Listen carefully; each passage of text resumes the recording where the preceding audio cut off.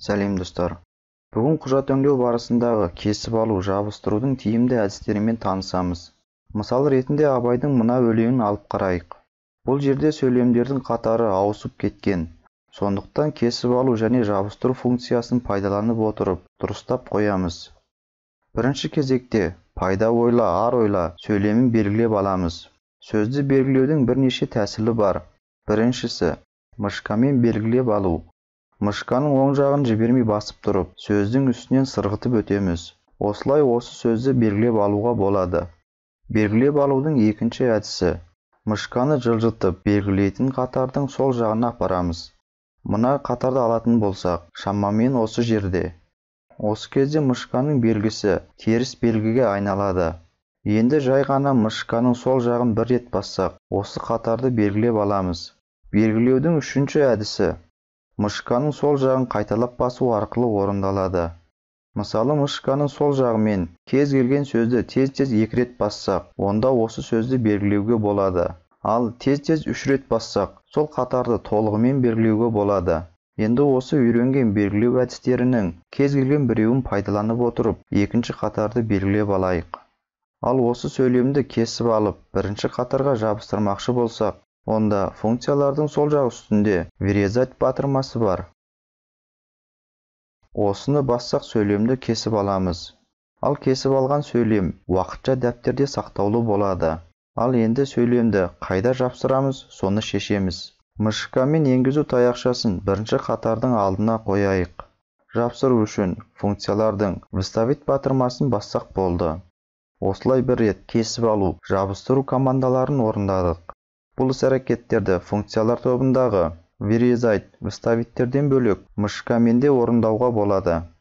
Кесіп алатын қатарды белгілеп алып, мышканың оң жағын бір рет бассақ, осы жерде вырезать командасы бар. Енді мышкамен енгізу таяқшасын жабыстыратын жерге апарып, тағы да мышканың оң жағын басып, выставить командасын басамыз. Кесіп алып жабыстыруды орындаудың үшінші әдісі пернетақтаның көмегімен орындалады. Алдымен кесіп алатын қатарды белгілеп, содан кейін пернетақтасындағы Ctrl және X батырмасын бірге басып кесіп аламыз. Содан кейін мышкамен енгізу таяқшасын жабыстыратын жерге алып барып, пернетақтасындағы Ctrl және V батырмаларын басып жабыстырамыз. Бұл жердегі Ctrl X, Ctrl V немесе алдында айтылған Ctrl Z болсын. Алдымен Ctrl-ды басып тұрып, содан кейін X, V, Z-лерді басып командаларды орындаған ыңғайлы болып келеді. Бұл пернетақталармен орындалатын командалар тек Word-тағы құжаттарды өңдеуде ғана емес, компьютердің барлық құжаттарында істетуге болады.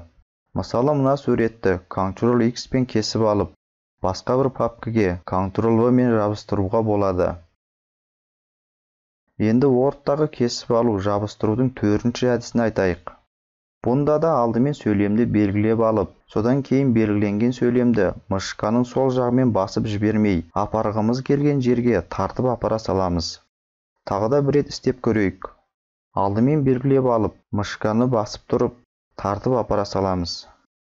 Мышкамен тартып апара салатын әдіс қысқа сөйлемдерге қолданған ыңғайлы болып келеді. Ал егерде бізде кесіп алып, жабыстыратын сөйлемдер көп болса, Word-тың уақытша дәптерін пайдаланып, оңай және жылдам мәтінді қайта құрастыра аламыз. Оны ашу үшін функциялар қатарындағы буфер обмена жанындағы кішкентай үшбұрышты басамыз. Енді керек сөйлемдерді бір-бірден кесіп алсақ, кесіп алған сөйлемдер осы уақытша дәптерде пайда болады.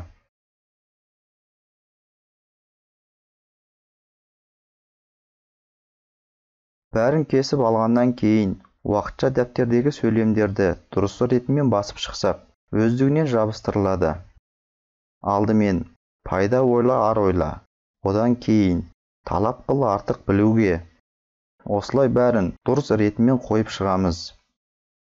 Бәрін қойып болғаннан кейін, уақытша дәптер ішіндегі сөйлемдер керек болмаса, очистить все батырмасын басып бәрін өшіріп тастаймыз.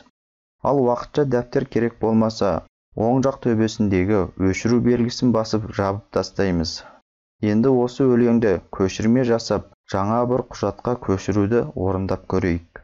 Егер өлеңді толығымен көшірме жасамақшы болсақ, мышканы пайдаланып, енгізу таяқшасын сөйлемнің басына алып келіп, мышканың оң жағын басып тұрып, сөйлемнің бітетін жеріне дейін тартып белгілеп алсақ болады. Немесе алдында айтып кеткендей, мышканы сөйлемнің сол жағына шығарып, теріс белгіге айналғаннан кейін, мышканың сол жағын жібермей басып, астыға қарай тартып белгілеуге болады. Ал егерде белгілейтін мәтін көп болса, тіпті бірнеше бет болса, онда бұдан да оңай және тиімді әдісі бар. Алдымен мышкамен енгізу таяқшасын мәтіннің басталған жеріне қойып, одан кейін мышканы мәтіннің керекті жеріне дейін апарып, пернетақтадағы shift батырмасын басып тұрып, мышканың сол жағын басып қаламыз. Бұл әдістің ерекшелігі, егер белгілейтін мәтін көп болса, мышканың сол жағын басып тұрып, көп жер тартқаннан құтыламыз.